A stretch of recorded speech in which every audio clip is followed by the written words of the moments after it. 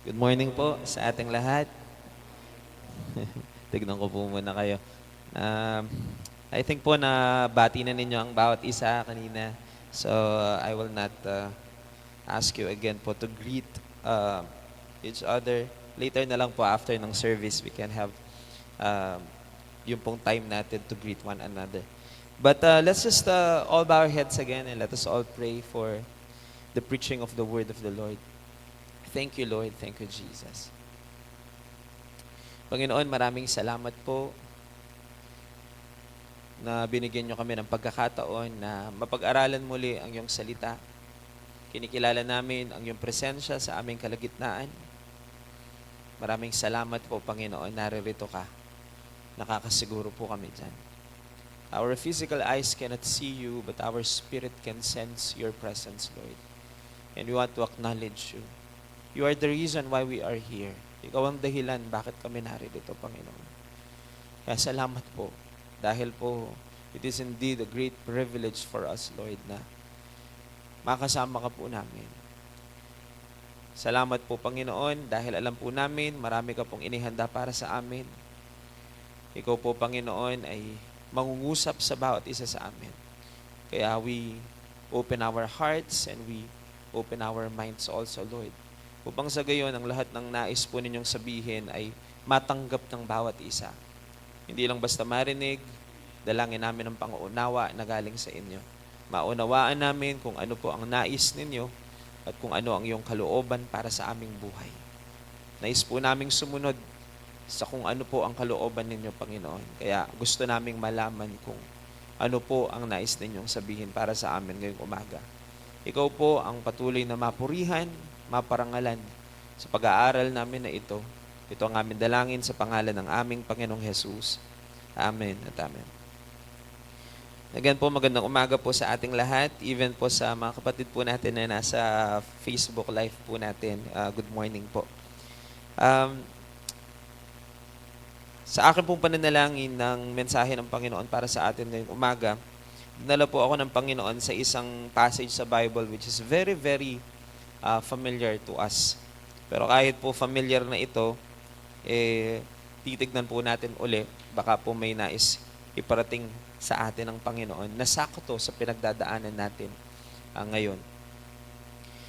Naniniwala po ako na kung tayo po ay tunay na umiibig sa Diyos, tayong mga anak ng Diyos, ang isa po sa mga naisin natin ay magamit tayo ng Panginoon, di po ba? I think that's natural.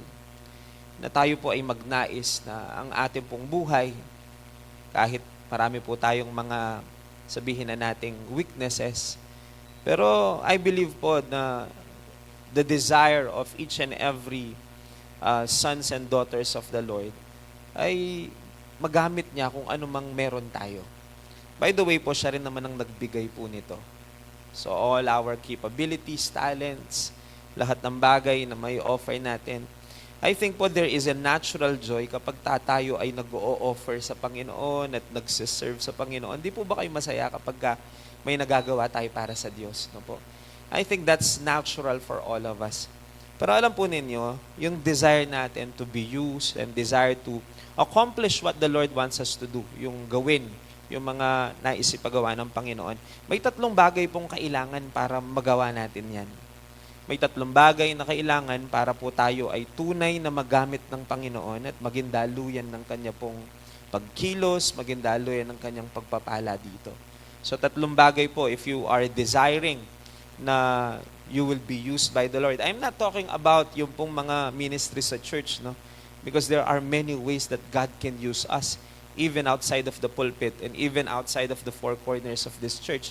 Magagamit tayo ng Panginoon kahit po sa ating mga tahanan, trabaho, eskwelahan. The Lord can use us everywhere in different ways. No po. Pero para magawa po yan ng Panginoon, kailangan ng tatlong bagay. At ito po ang pag-uusapan po natin ngayon.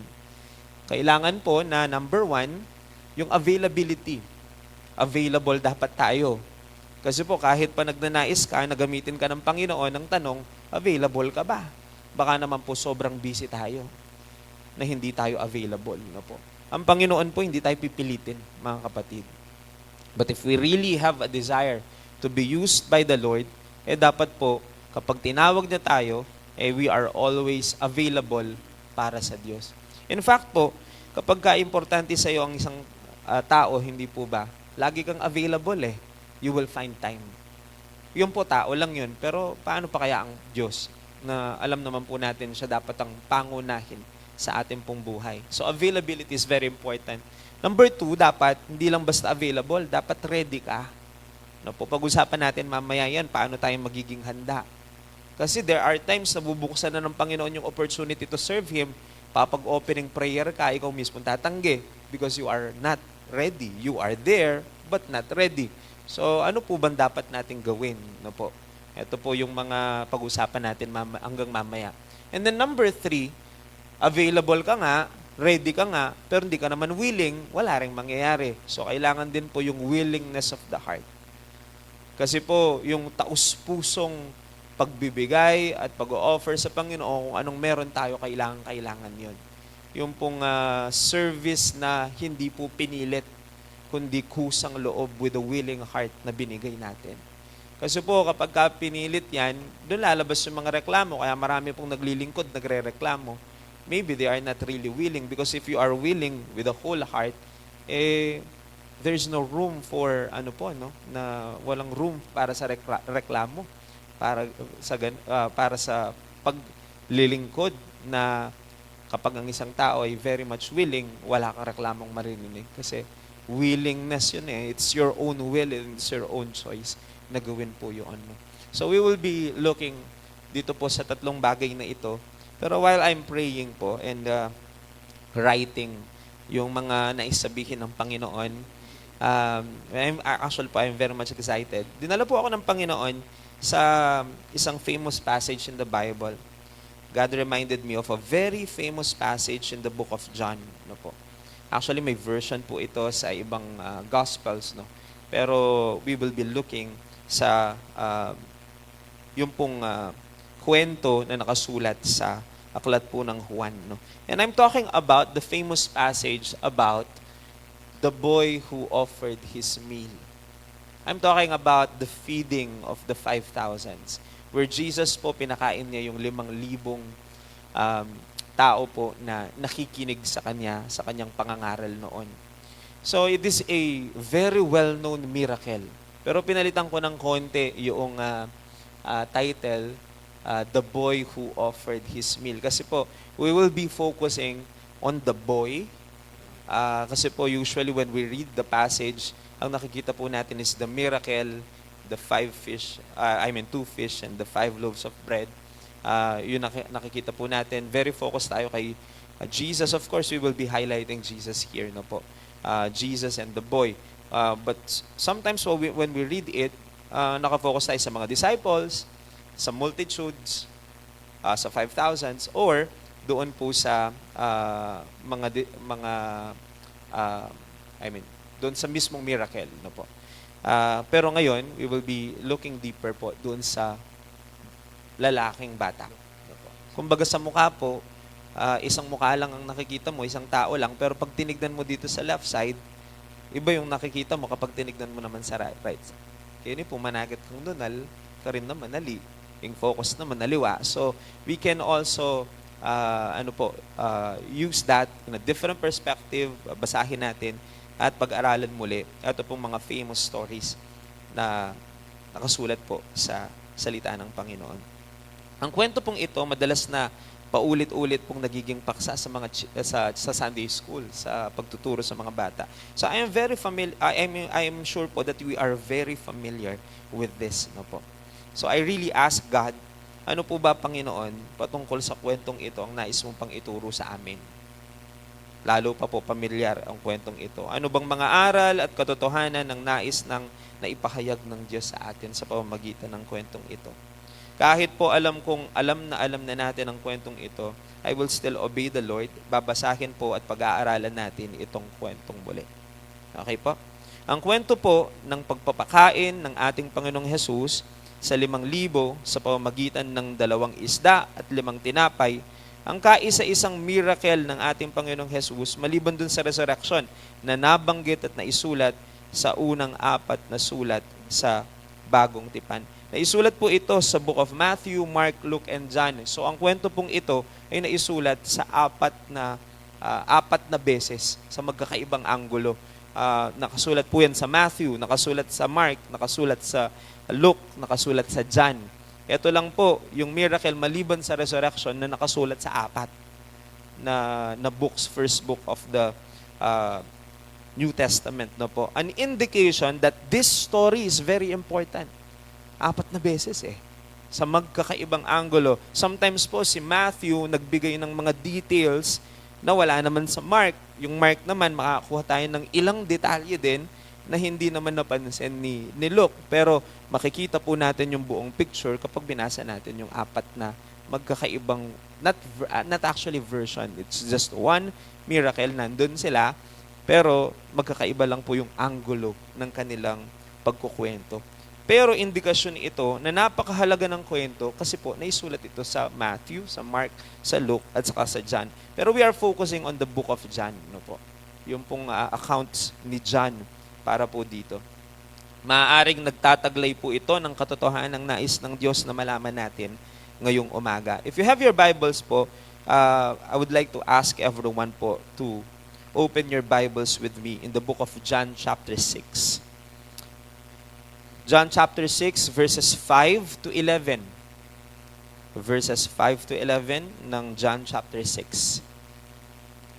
Ito po. Tinype ko po dyan yung Tagalog version natin para mabasa ninyo. Juan, ika-6 na kabanata, ika-5 talata hanggang ika-11 talata. Start po tayo sa verse 5. Sabi po ng Bible, tumanaw si Jesus at nang makita niyang dumarating ang napakaraming tao, tinanong niya si Felipe, saan kaya tayo makakabili ng tinapay upang makakain ng mga taong ito? And we know the story. Kung yung sinabi pong mga tao ng Panginoon, 5,000 yun. No po? Hindi lang siya basta-basta nagpakain ka ng, alam naman po natin, siguro po nagkaroon na ng okasyong nagpakain tayo ng mga tao. 100 tao lang ang pakakainin mo po, mga kapatid. Magkano na po yun? I-ask po ninyo yung Sister Susan po, madalas po yung nagkikater, no? Magkano na yung gastos mo sa 100 taong papapakainin mo? 50 persons lang, malaki-laki na. I think po, sa mga restaurant dyan, 30 packs lang, talaga pong napakalaking halaga. Pero here, we are talking about 5,000 people. Just try to imagine. Wala pa akong nakitang handaan na gano'n. And eto po, ang Panginoong Jesus nagtatanong, saan daw sila makakabili ng tinapay? Sabihin na nating may pambili sila. Sa anong tindahan ang makakapag-produce ng pagkain ganong karami? Na on the spot, hindi pinlano. No po, sa atin nga po, pag nagpakain tayo ng 200 tao, mahihirapan ka pang maghanap kung on the spot gagawin yan, mahihirapan ka maghanap ng mga pagbibilhan kahit may pera ka, mahihirapan ka talaga kasi po ina-announce yan at pinaplano beforehand. Pero ito po, 5,000 tao, tapos po walang kaplano-plano. Magtatanong ang Panginoon, hindi po yung katulad ng panahon natin ngayon, nalabas ka lang may tindahan. Sa panahon po ni Jesus, walang ganon. Sila po ay nasa isang malawak na lugar at para po makabili ka ng pagkain, wala naman pong mall, walang grocery store. Wala pong ganyan nung panahon. Ngayon po, kung magpapakain ka ng 100 tao, pwede kang magpa-reserve dyan sa mga restaurant dyan. Pero noon, walang ganon. May nagbebenta po siguro, pero I doubt po kung may ganong kalaking establishment na makaka-cater ng 5,000. So, the Lord is really asking for something na it is impossible na mangyari. So, eto po, tinatanong ng Panginoong Jesus kay Felipe. Yan ang tanong niya. Saan kaya tayo makakabili ng tinapay upang makakain ng mga taong ito? Tapos po, tuloy po natin. No? Verse 6, sinabi niya iyon upang subukin si Felipe sapagkat alam na niya ang kanyang gagawin. Sumagot naman si Felipe, kahit na po halagang 200 salaping pilak ng tinapay at ay di sasapat para makakain sila ng tigkakaunti. Kahit tikim-tikim lang daw, hindi pa sasapat yung, ang sabi po dyan, 200 salaping pilak. So, dito po, si Felipe po ay parang nag-explain sa Panginoon. At sinasabi niyang, Panginoon, parang imposible. Unang-una, wala tayong ganyang kalaking pera. Parang gano'n ang sinasabi po ni Felipe. Hindi pa po iniisip yung saan sila kukuha, ha? Yung pong pambili pa lang ang sinasabi po niya dyan. Pero kung titignan po natin, dyan pa lang sa mga talatang nabanggit, marami na po tayong pwedeng matutuhan po dyan eh. So I'm really writing while I'm reading. Sa talata pong nabanggit, balik po ako sa verse 5. No?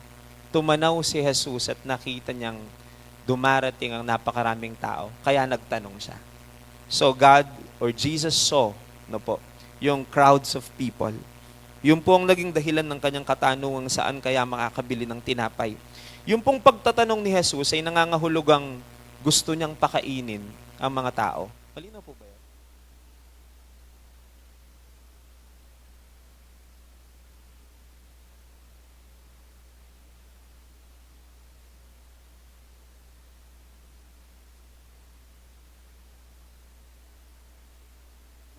Ang mga ilan sa malalayong mga lugar, pinuntahan siya. So, ang desire ng Panginoon, makikita po natin, ay pakainin at i-meet yung needs ng mga tao sa panahon na yun. Nakita po niyang mga tao, kaagad niyang nakita ang kanilang pangangailangan. At malinaw pong nais ipagkaloob ng Panginoong Jesus ang pangangailangan ng mga tao. Mga kapatid, madalas po nating naririnig ang Panginoon. Di po pa lang tayo, lagi nang sinasabi ng mga matatanda, God is watching. Sa amin po, laging sinasabi yan ng mga magulang ko. Tandaanan mo, manalbe Lord, ang mga anita po niya. So feeling ko po noon, may matang nakatingin sa akin lagi. But I think that's the reality. It's real. Talagang totoo naman po talaga yon. That's the truth. Na aware man tayo, hindi, ang mata ng Panginoon, di naman po naaalis, nawawala sa atin. So talagang totoong nakikita tayo ng Panginoon. Tama po yun. Ngunit huwag po nating kalilimutan mga kapatid na hindi lang basta siya tumitingin. Huwag po nating kalilimutan na yes, He sees us, pero hindi lang siya basta nakatingin lang. He sees us and He knows our needs. Hindi lang basta yung mukha mong nakikita niya at yung physical body natin. He can also see deep inside kung anong pangangailangan natin. Hindi man natin sabihin, alam ng Diyos ang pangangailangan natin. Wala man po sinabi ang crowd eh. Alam ng Panginoong Jesus ang pangangailangan. At hindi lang basta alam, nais ng Panginoong Jesus nakatagpuin lagi ang pangangailangan natin. Yan po ang makikita po natin dyan. Why? Because He cares for us. Kung medyo may duda po kayo, mga kapatid, na talaga bang may pakialam ang Panginoon sa atin, eto po, talatang yan ang magsasabi. Na kapag tumingin ang Panginoon sa isang tao, nakikita niya yung pangangailangan ng tao. At nais lagi ng Panginoong katagpuin ang ating mga pangangailangan dahil po siya ay Diyos na mabuti. No po. He sees and knows our needs and He wants to provide for the needs of His people. Because God cares. Because God loves us. Ang ating pong Panginoon ay may puso't malasakit para sa mga nangangailangan. Yan lang po ang punto ko. Diyan pa lang po sa verse 5, yan po ang unang-unang na-highlight dyan. Yung puso ng Panginoong Jesus na nagnanais, nakatagpuin ng pangangailangan ng kanyang mga anak. Yung puso at malasakit sa ating kalagayan. Nagtanong po siya, saan kaya tayo makakabili ng tinapay upang makakain ng mga taong ito? And sabi po ng verse 6, yung pong question niyang yon ay hindi po dahil hindi niya alam ang sagot. Kasi po sabi ng verse 6, alam na daw ng Panginoong Jesus ang kanyang gagawin. Nakita po ninyo yun sa last part ng verse 6? Bakit po niya itinanong? Sabi kasi ng Bible, sinabi iyon upang subukin si Felipe. May nais tignan ng Panginoon. May nais pong itest ng siguro po yung pananampalataya unang-una ng kanyang mga alagad. Ano kaya ang sasagot nila? Kasi po usually, ang ating tugon ay laging nagpapahayag ng ating pong pananalig at pananampalataya. Kung paano ka tumugon sa mga sitwasyon, paano ka mag-isip, nagpapahayag ng level ng pananalig at pananampalataya. Minsan po parehong tanong pero magkaibang tugon ng tao. Kasi po it reveals our heart at saka yung status ng ating pong faith kapag ka po tayo nahaharap sa mga katanungan o mga sitwasyon sa buhay. So ito pong si Felipe, nasubok siya sa pamagitan ng isang tanong. Pero kung papansinin po natin, mga kapatid, ano po kasi tanong ng Panginoong Jesus? Basahin lang po natin ang verse 5. Ano po tanong ng Panginoon? Saan kaya? Ibig sabihin na po ng saan, ano po tapang sagot? Kung ang tanong po ay saan, ano po proper answer? Lugar. Tama po? Dapat po lugar ang sinabi. Yung po ang tanong saan kaya tayo makakabili? Pero tignan po ninyo ang sagot ni Felipe. Verse 7, sumagot si Felipe, kahit na po halagang 200 salaping pilak ng tinapay ay di sasapat para makakain sila ng tigkakaunti. Palagay po ninyo mga kapatid, sakto po ba yung tugon sa tanong? Ang tanong po saan? Pero ang sagot, yung laki ng problemang hinaharap, yung pambili, ang sinagot po ni Felipe. No po. Nakita ko po yan kasi po, siguro po, overwhelmed masyado si Felipe sa laki ng sitwasyon o problema. Yung problema ang sinagot niya, hindi naman po yun ang tanong. Palagay po ba ninyo, hindi alam ng Panginoong Jesus na kung magkano ang gagastusin doon? Of course, alam niya. Ang tinatanong lang po niya, tinitignan po siguro, gaano ba kalaki ang pananampalataya ni Felipe, maniniwala kaya siyang makakapag-provide ang Diyos sa ganitong sitwasyon. So, ang sagot po ni Felipe, imposible po na ma-provide natin yan kasi po ang gagastusin ganito kalaki. Mga kapatid, ilan pong mga pagkakataon ng dumaan nang laging isip natin ay sa gastusin. At lumalabas po ang level ng pananampalataya natin laging sa ganyan. Yan po ang mentalidad ng maraming mga tao. Laging nakafocus tayo, magkano ba ang gagastusin? Meron ba tayong ganito na gagamitin? Hindi po naalala ni Felipe na si Jesus ang kausap niya. At napakaraming milagro nang nangyari at nakita ng kanyang mga mata sa pamamagitan ng Panginoong Jesus. Ngayon po nagtatanong ang Panginoong Jesus, nakakalimutan niya kung sinong kausap niya.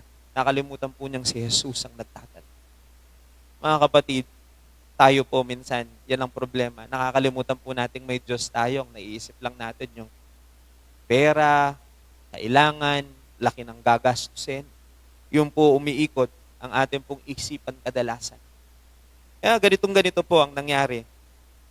Madalas po, we focus so much dun sa situation at problema na nakakalimutan po natin ang kakayahan ng Diyos na ating sinasamba. In fact po, sabi ng Bible, alam na ng Panginoon ng kanyang gagawin, verse 6, sapagkat alam na niya, ang Panginoong Jesus, ang kanyang gagawin. Mga kapatid, hinighlight ko yan ang binabasa ko. Ito ang sinasabi ng Panginoon sa atin, mga kapatid, alam po ng Diyos lagi ang kanyang gagawin.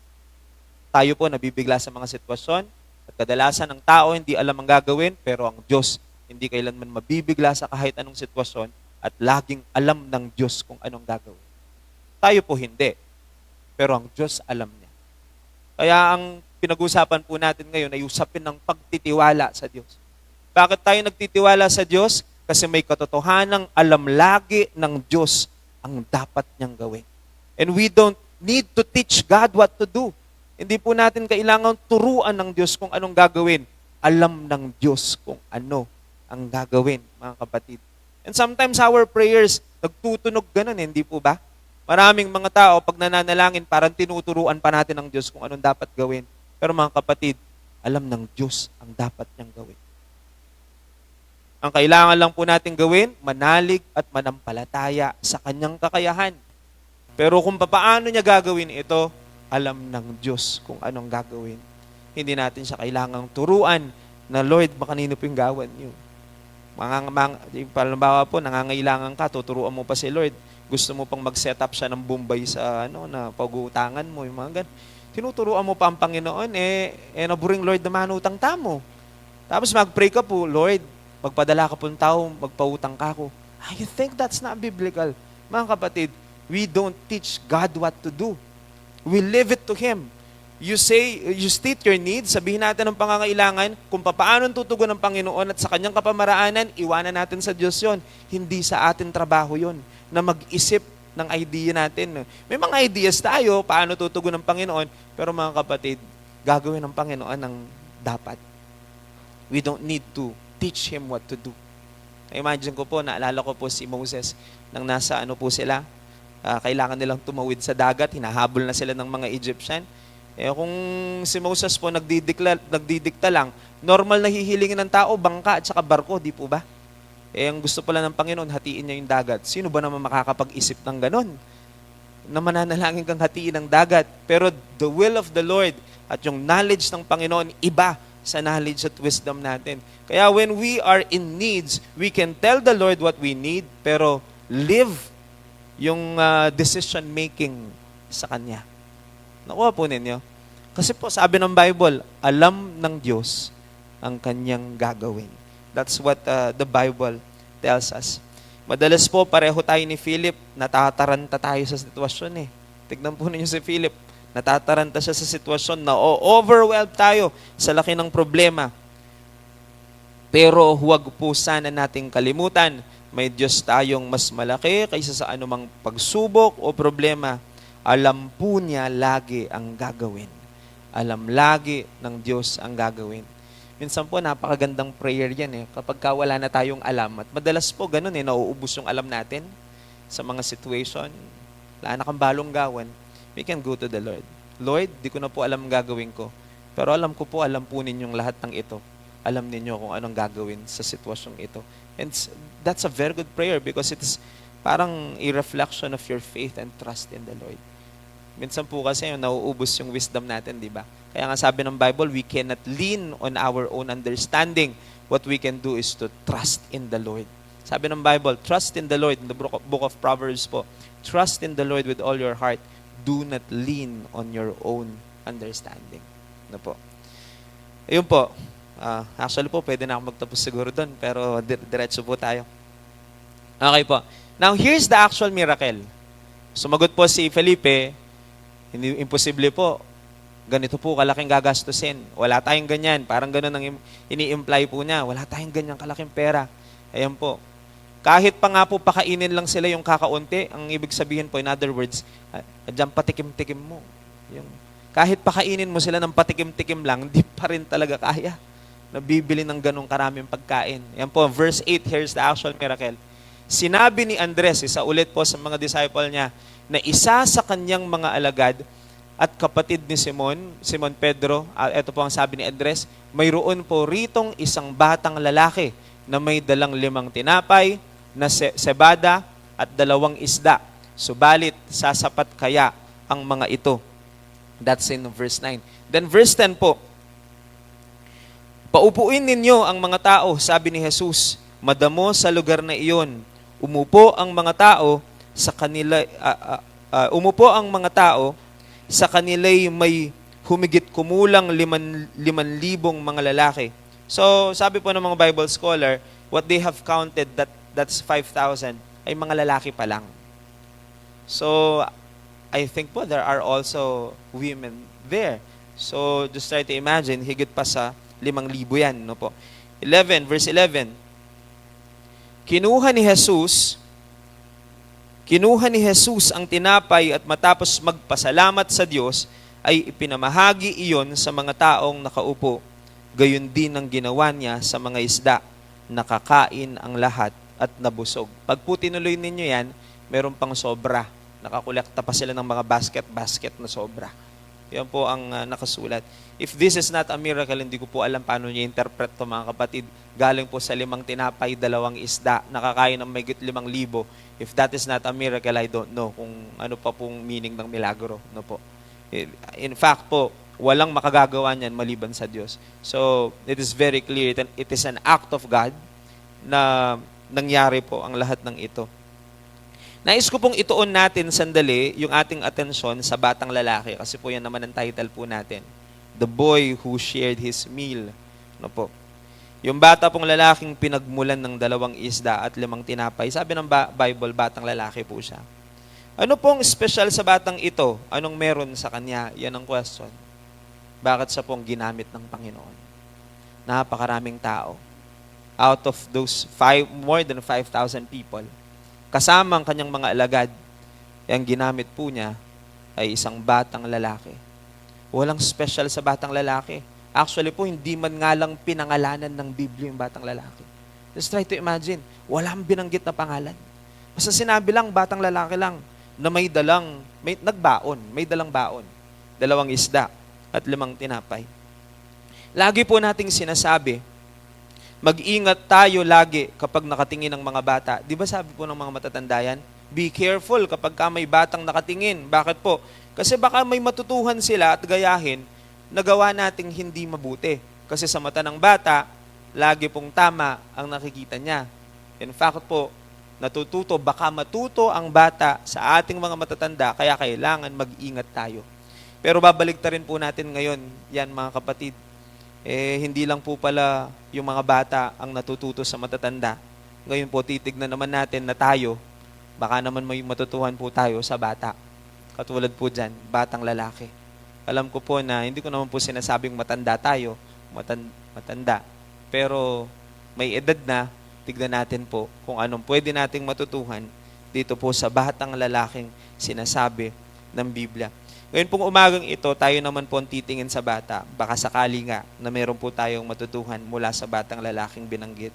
I want to highlight 3 things po, yung binanggit ko na kanina. Actually po, yung pong binanggit ko kanina ng 3 bagay, yung pong availability, yung pong readiness, at saka po yung willingness. Yan lang po ang iikutan natin. That's the summary of this particular message. Pero ikutan po natin. Tignan natin ang 3 bagay na iyon sa bata. Number 1, bakit ginamit siya ng Panginoon? Anong meron siya? Number 1, His availability. He is available. He is present, in short. Nandun siya.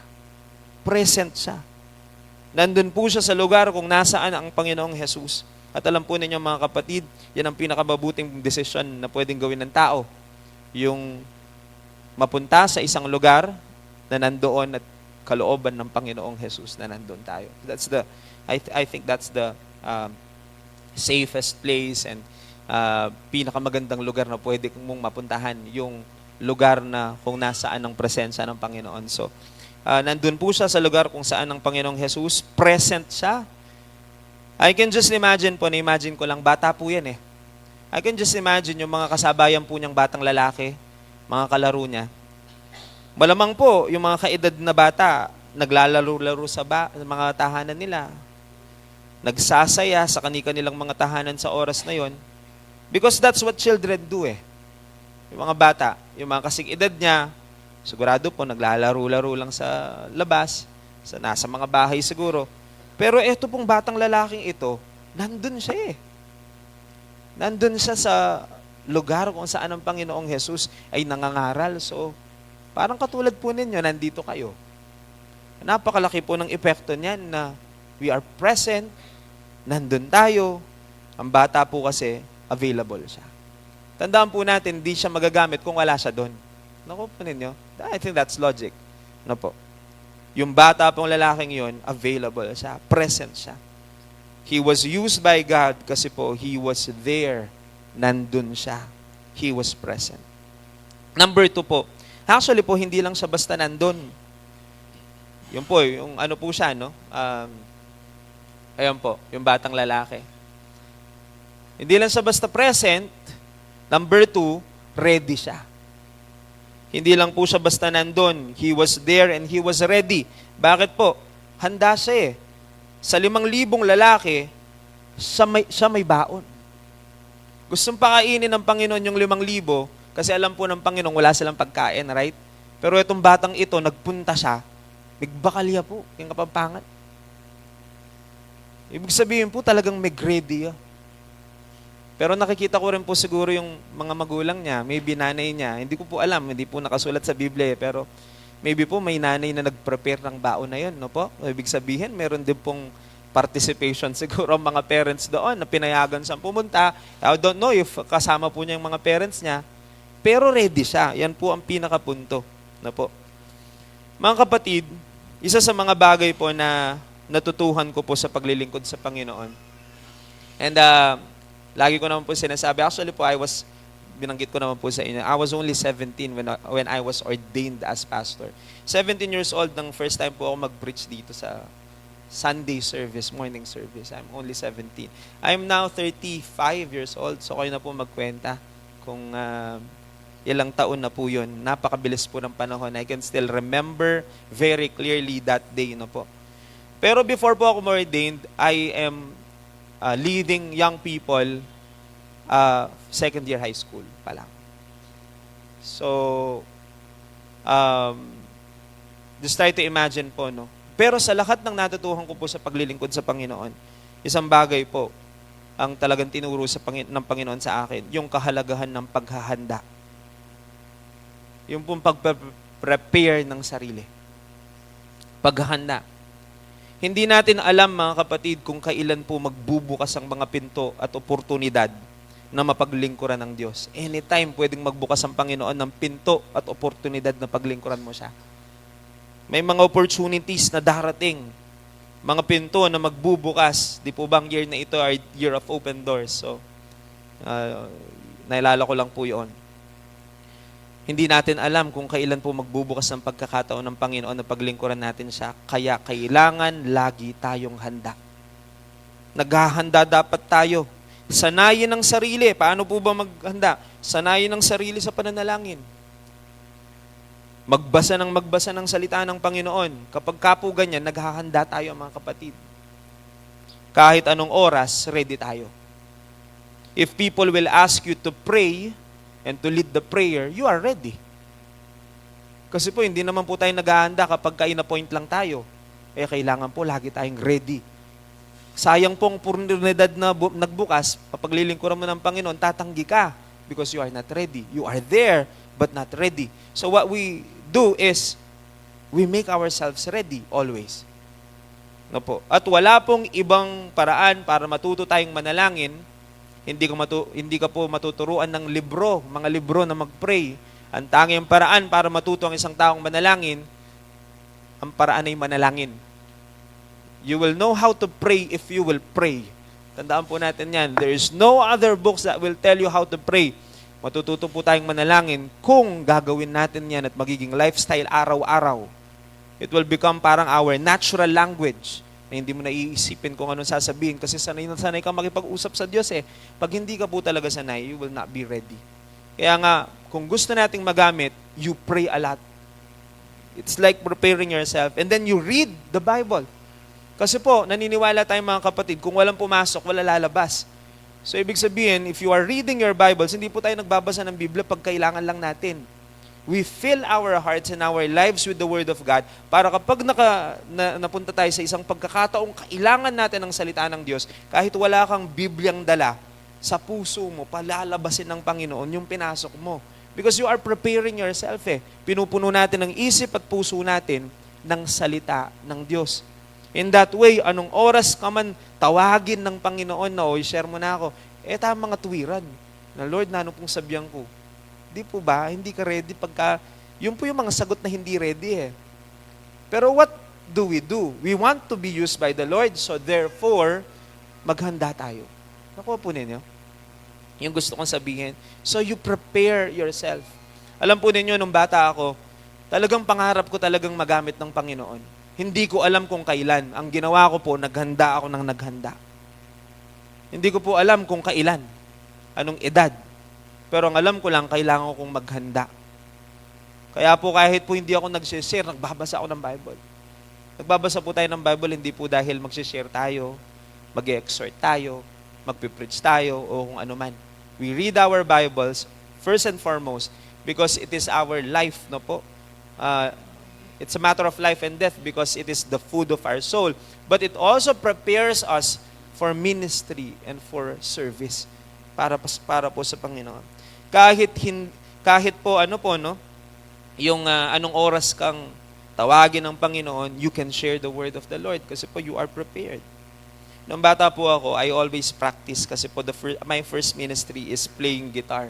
I'm only 6 years old that time. Elementary po. Walang tutugtog. Noon po, hindi pa kami nakakabalik dito kasi po dahil sa lahar na palayo kami. So, kinausap po namin si Pastora Marina, mga parents ko, and binilin niya kami doon sa isang pastor sa bandang Tokwing. So bata pa po ako noon. I was only 6 years old. 1 month pa lang po ako nag-aaral ng gitara, walang tutugtog. Walang drummer, wala lahat. May gitara. Tapos po, nag-volunteer ako. Kahit ang alam ko lang po, tatatlong chords lang. I can remember that. Tapos po itong song leader medyo kaya po. Gusto pong magkamali ko, lawera ko. Pero hindi ako sumuko. I want to serve the Lord with what I have. Sinasabi ng mga tao na, bala mo, utang lalawenda ko, ako biyasa, maayang po na yung pongkay.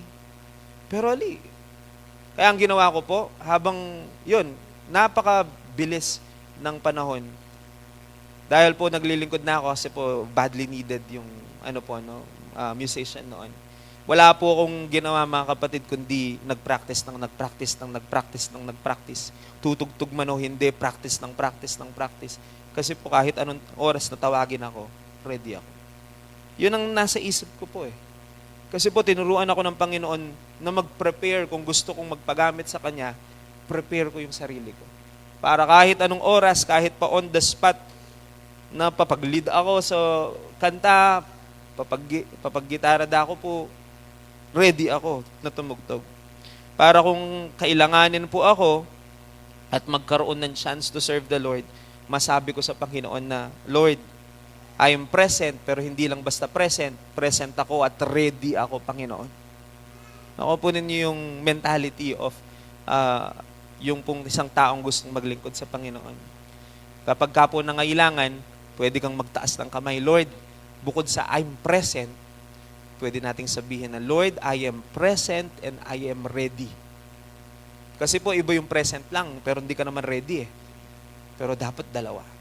You are present, pero you prepare yourself. You are ready.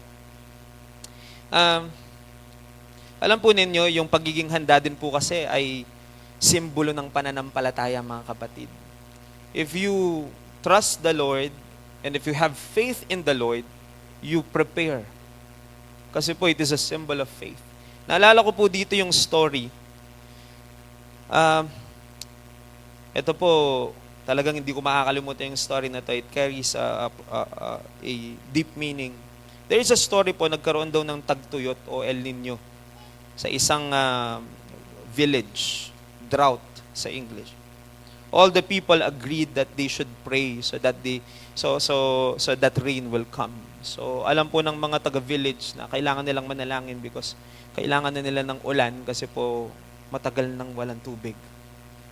People cannot survive without water. Hindi po ba? Mga tanim hindi rin pwedeng mag-survive without water. So what they do, tama naman po ang kanilang decision. Nag-meeting sila, yung village chief ay miniting ang lahat ng tao sa village at sinabi po, kailangan tayong mag-plead sa Panginoon, manalangin tayo. Kaya po nag-schedule sila ng isang gathering na dapat lahat ng tao sa village, walang absent. Nag-decision po sila to gather together, nandun dapat lahat sila. And the purpose is to pray, manalangin po ng ulan. Napakaganda po ng decision, no, mga kapatid. Hindi ka po talaga, hindi ka, hindi ka mapapahiya kung sa Diyos ka lalapit. Alam naman po natin yan. So, I think that's a very good, in fact, the best decision na kanila pong naisip. So, ang nangyari po, dun sa schedule nila, pumunta ang lahat ng tao. Ibig sabihin po, present lahat, available lahat. Pero may kakaiba daw po. Sa lahat ng present, meron pong isang batang lalaki, siya lang ang may dalang payong. Ayun. Nakita po ninyo yan? Nag-gather po sila to pray for rain. Mga kapatid, they came, present sila, but there is one boy na sa kanya pong pagpunta ay nagdala ng payong. Because they are praying for rain. Nakuha po ninyo? All are present and available, but only one, isa lang ang ready para sa pagtugon ng Diyos. Ito pong batang ito, naisip niya, siguro sa kanyang isip, walang dudang uulan pag nanalangin siya. Kaya nga po sa kanya pong pagpunta, binitbit niya talaga yung payong kasi po makantaya kasigurado na magpauran niya yung Lord. What I mean is, that's readiness. Sometimes po kasi we want God to do something but we are not ready for it. We are not preparing for it. Kasi po, if you are praying for something, dapat prepared ka rin eh. Ano po? Dapat po, ano ka rin. Like for example po, you are praying na may pangako ang Panginoon sa'yo, dadalhin ka sa ibang lugar. Hanggang ngayon, nila ka pong passport, jamboree na kang Lord dala. Ka ready eh. Nakuha po ninyo yung, ano lang po ito, just to make things lighter na po. Pero may punto, di po ba? Gusto, nagpe-pray ka ng sasakyan, wala ka namang lisensya.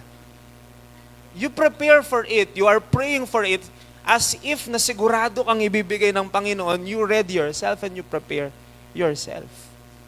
Ganun po talaga yon, because it is an act of faith. Yun po ay salamin ng pananampalataya, yung kasiguraduhan mong tutugon ang Panginoon. No po. Na-imagine ko lang po, no, available ang lahat, pero isang bata lang, malaki ang pagkakaiba po niya. He was there, and he was ready. Walang duda sa isip ng bata na tutugon at magpapaulan ng Diyos. Kaya ready siya. Salamin yan ng pananampalataya. Kaya readiness is very important, mga kapatid. And then lastly po, number 3, yung pong willingness, no po. Naisip ko nga po yun yung 5,000 naroroon. Siya lang ba talaga may baon? Palagay po ninyo, mga kapatid. Just try to think about it. 5,000 men, 5,000 tao. Palagay po ba ninyo, siya lang talagang may baon? Hindi po sinabi ng Biblia, no? But we can just try to imagine it. Baka po meron. Pero ang pinag-uusapan natin, willingness. Baka po ating ka rin, pisala sa likod, dala. Dobo rin bakit? Kasi po, karela mo, kulang niya. And that's the mentality of many people. Sasabihan tamo, ala, andiyan atin naman. Pagka po sapat ya, yung sasabihan da rin dakal, ala. Kasi sakto ya mo. And we think about giving as we give yung sobra lang. Kung walang sobra, wala. Pero sa Panginoon po, hindi ganun mga kapatid. Kung magbibigay tayo sa Diyos at magpapagamit tayo sa Panginoon, hindi mo kailangan yung sumosobra ka. Kasi po ang gusto ng Panginoon, kung anong meron ka, yun yung gamitin natin. Hindi mo kailangang hintayin na magkaroon ka ng wala ka. Pero what you have, sapat yun para mapaglingkuran ng Panginoon, mga kapatid. Sigurado po ako, malamang, no po, na meron siguro. Pero ang sabi ng Bible, yung nagbigay lang talaga, yung bata. Yun lang nilapit sa Panginoon eh. I can just imagine yung willingness niya. Walang pagdududa. May 2 po siyang isda, 5 tinapay. Hindi man nga lang niya ginawa na, sige po, ibibigay ko po yung isang isda at saka po yung 4 na tinapay. Yung pong akin ganito. Hindi man nga niya tinago yung sa kanya. Because many people, ganun ang gagawin, di po ba? That's the parang natural tendency ng pag-iisip natin na secure may paingke ko. Apen po itong Kapampangan. Secure may paingke ko, pipit-nampinan nyo na yan. Masaya ako. Makanini ko. Pero siya po, binigay niya. Yun yung sinasabi ng Bible. Hindi ko po alam. Dito po ako na-convince na ang pagiging giver wala sa estado sa buhay. Nasa kondisyon ng puso. Hindi po kailangan mayaman na mayaman ka para po maging giver ka. Itong bata pong ito eh. Ang pinag-uusapan natin, yung willingness of the heart. Yung pong taos-pusong kagustuhan mo to share what you have para ipagamit sa Panginoon. Yun po ang hinahanap, mga kapatid ng Diyos. I pray po na makuha po ninyo ang mga maintindihan ng mga bagay na ito. Hindi naman po kailangan mayaman ka para maging daluyan ng pagpapala. Maraming may kakayahan. Meron sila pero they are not willing. Siguro po iniisip natin, konti lang kasi to eh. Kulang pa kasi sa amin eh. Yung mga ganun po. Napakarami po nating dahilan bakit di tayo nakakapaglingkod, nagpapagamit sa Panginoon. Lagi nating dinadahilan yung wala tayo. And I think po, pinakagasgas na dahilan. yung wala po ako. Keso wala kang ganito, wala kang boses na maganda, wala kang talent, wala kang ganito. Eh, yung mga tinitignan po kasi natin yung wala tayo. Hindi naman yun hinihingi ng Panginoon yung wala ka eh. Yung tinitignan natin, yung wala tayo, kaya sinasabi natin, Lord, maglingkod ko sana, kaya wala akong makanyan. Hindi naman yun ang gusto ng Panginoon, mga kapatid. Ang pinag-uusapan natin dito, ano bang binigay niya sa'yo? Baka po may kakayahan kang iba. Kasi po, kung mangangarap tayo na magkaroon tayo ng gandang boses, eh wala ka naman talaga nun, eh hindi ka talaga makakapaglingkod sa Panginoon. Because we are trying to, parang, make reasons out of the things that we don't have. Eh, hindi ka nga binigyan ng ganon. Pwede kang humingi, kasi po sa Diyos naman ng lahat ng nagbibigay, pero huwag mong hintayin yung mga wala ka.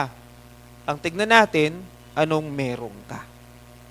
And the Lord will use you if you will be willing to share what you have. Hindi naman po pinag-uusapan, malaki o sapat ba o hindi. Tignan po ninyo, binigay pa rin niya kahit pa alam niyang hindi naman sasapat sa 5,000. Dakal po tao, maraming mga tao, hindi ko nabibigay ito kasi hindi naman makakain lahat. Kaya naalala ko po noon, may di po ba pagka, personal experience, di po ba kapag sa office po kasi sa school, sa faculty, nakakahiya na pumasok na may pagkain ka kasi ikaw lang naman ba kumakain, no? Siyempre po, you think of sharing. Kasi po, mamawo pong pamakan, kang kilob. Siyempre po, dumanop lang. Ako po kasi nahihiya ko ng ganun eh. Yung ikang mamangan, kaya ba't kain? So, usually po, kapag ganun ng sitwasyon, di ba naisip natin na hindi na lang natin nilalabas? Kasi po, hindi rin naman sasapat sa lahat. Yung po ang iniisip natin lagi. Kapag kulang, ayoko na pakit, ayoko na ibye, kulang yan. Marineta mo. Pero sa paglilingkod po sa Panginoon, hindi po dapat ganun. Como, kulang ang kakayahan mo, ganito lang, iniisip natin ganito lang ang meron ako, hindi ko na ilalabas kasi nakakahiya naman. Hindi po, paano po palalakihin ng Panginoon yan at palalaguin? Hanggat nasa kamay mo ang isang bagay, mga kapatid, mananatiling ganyan lang yan. Pero subukan mong ilagay sa kamay ng Panginoon ang 2 isda, 5 tinapay, hindi lang magiging ganyan yan. Most of the time, we hold them in our hands. Mamamatay tayong ganun lang sila. But if you will be offering them and put them in the hands of God, tanggalin natin sa ating kamay. Bigay natin sa kamay ng Panginoon ang lahat ng hawakan po ng Diyos, mga kapatid, multiply. Yan po ang natutuhan ko po dito eh. Nang si Jesus ang humawak, hindi po nananatiling konti ang konti. Nagiging sapat kahit konti pag nasa kamay ng Panginoon. Yan ang tatandaan po natin. Hindi kailanman kalugihan yun. Yun po. Marami pa po akong isinulat dito. I really want to share them. But ito po kasi ang 3 mahalaga. Kaya sinasabi ko po ito.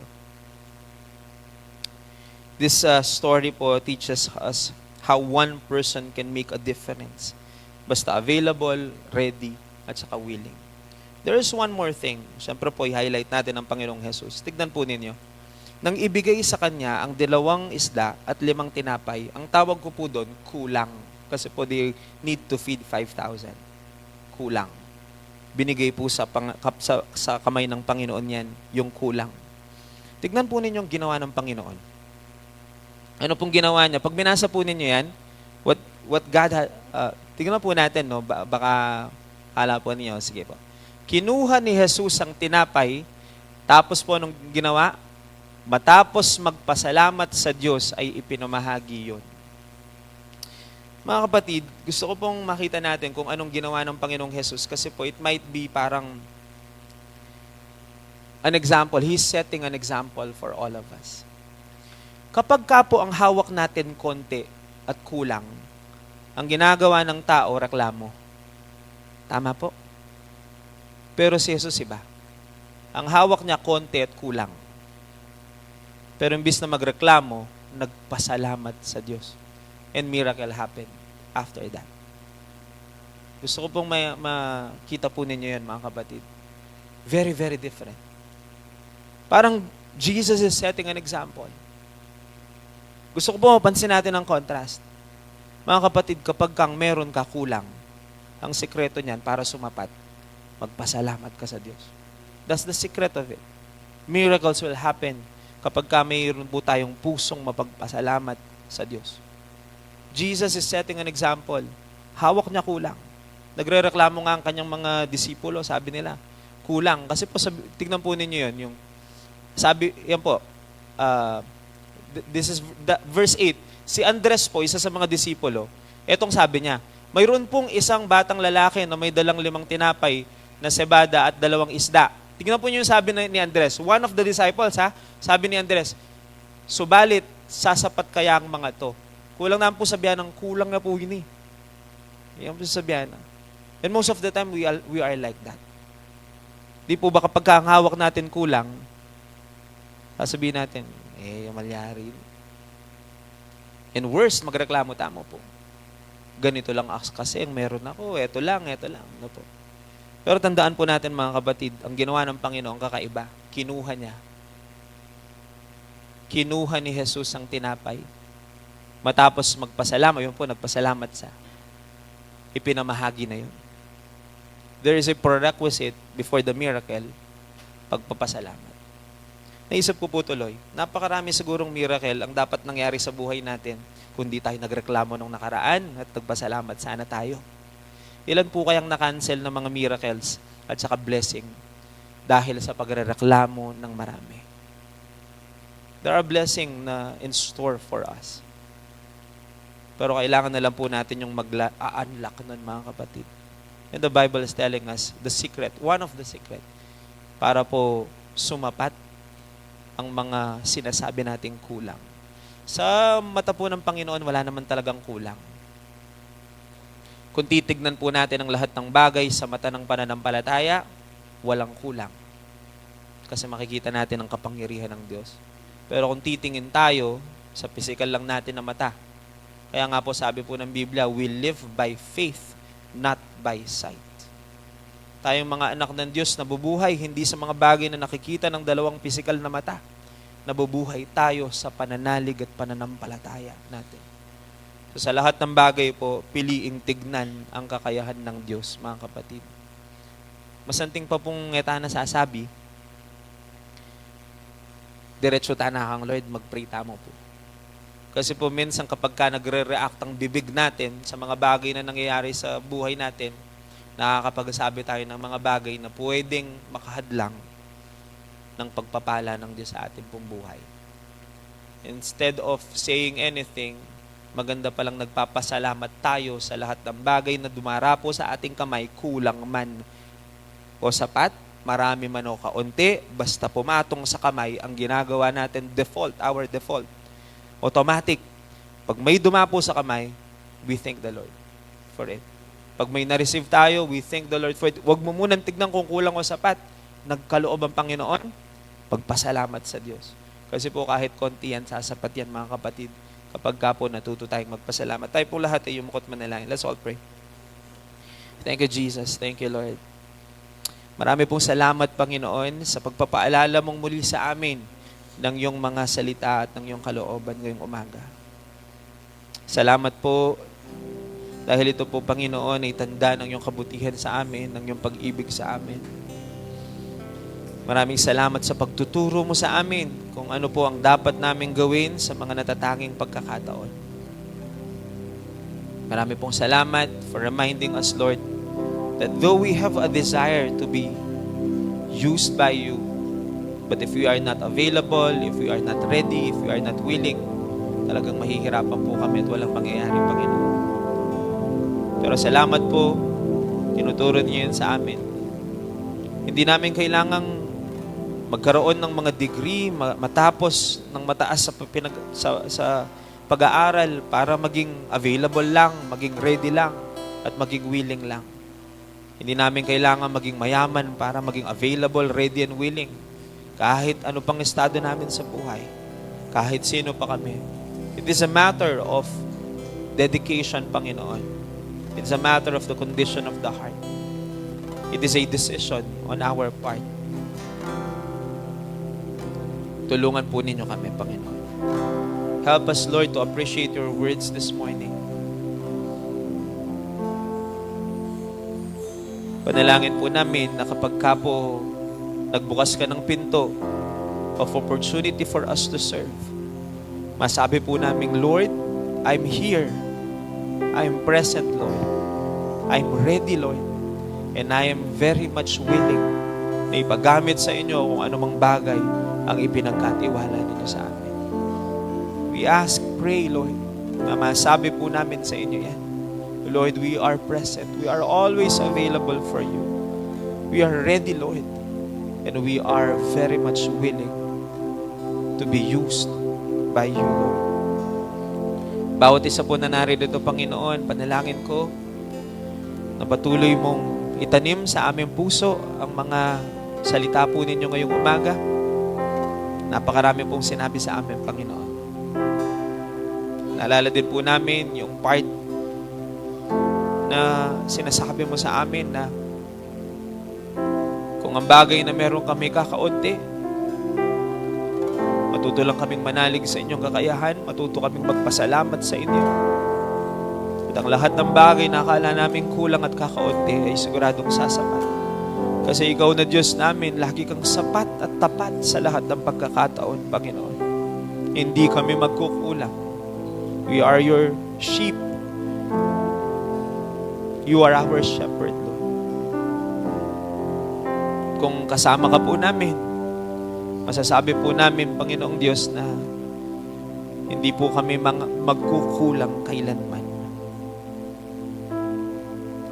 The Lord is our shepherd. You are our shepherd.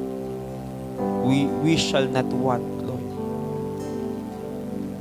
Salamat po, Panginoon. Patuloy ka pong kumilos sa aming kalagitnaan. Continue to speak to us. At ngayon nga po kami po'y nasa bahagi din ng pag-aalala sa inyo. Sa ginawa po ninyo sa krus ng Kalbaryo para sa amin. We pray, pakalinisin ninyong muli ang bawat isa sa amin. Dalangin namin na ang bawat isa po sa amin, kakitaan po ninyo ng busilak at dalisay na puso. Upang sa gayon ang aming gagawing ito ay maging pagpupuri, kapahayagan ng aming pagpapasalamat dahil po sa inyong pag-iibig at pag-aalay mo ng iyong buhay sa amin sa krus ng Kalbaryo. We want to thank you. Continue to move in our midst. This we pray. In Jesus' name, amen.